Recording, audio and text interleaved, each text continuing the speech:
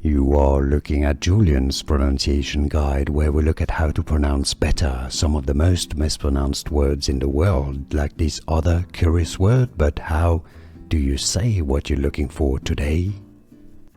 Let's learn how to pronounce those two words in English.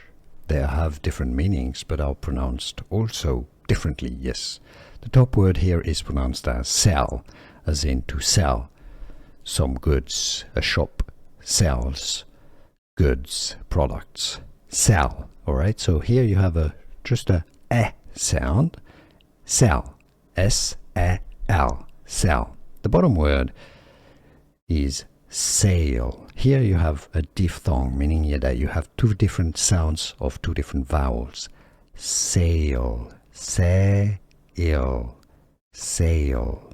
So that's your bottom word. If a shop is having some promotions, they're having a sale, okay?